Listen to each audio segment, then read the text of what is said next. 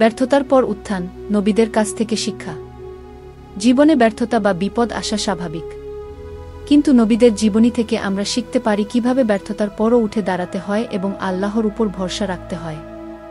হজরত আদম আলাইহিস সালামের শিক্ষা। ব্যর্থতা। হজরত আদম আলাইহিস সালাম শয়তানের প্ররোচনায় জান্নাতের নিষিদ্ধ গাছের ফল খেয়ে ভুল করেছিলেন। উত্থান, তিনি তাওবা করলেন এবং আল্লাহর কাছে ক্ষমা চাইলেন।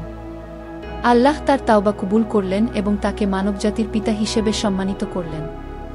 শিক্ষা। ভুল স্বীকার করে তাওবা করা এবং আল্লাহর দিকে ফিরে আসা। ইউনুস আলাইহি ওয়াসাল্লাম এর শিক্ষা। ব্যর্থতা। ইউনুস আলাইহি ওয়াসাল্লাম আল্লাহর আদেশ ছাড়াই তার সম্প্রদায় ত্যাগ করেছিলেন এবং মাছের পেটে আটকা পড়েন।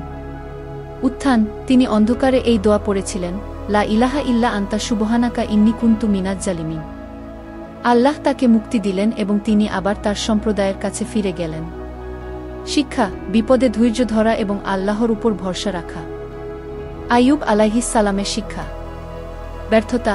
আইয়ুব আলাইহিস সালাম অসুস্থতা, দারিদ্র্য ও পরিবার হারানোর মতো কঠিন পরীক্ষার সম্মুখীন হয়েছিলেন। উত্থান, তিনি ধৈর্য ধরে আল্লাহর কাছে দোয়া করেছিলেন, আন্নি মাস্সানিয়া দুররু ওয়া আনতা আরহামুর রাহিমিন। আল্লাহ তার সবকিছু ফিরিয়ে দিলেন এবং তাকে আরও সম্মানিত।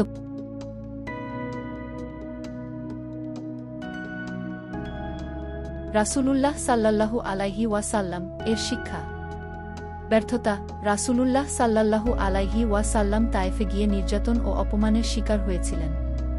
উত্থান, তিনি আল্লাহর কাছে দোয়া করেছিলেন, হে আল্লাহ, আমি আপনার কাছে আমার দুর্বলতা ও অপারগতার অভিযোগ করছি।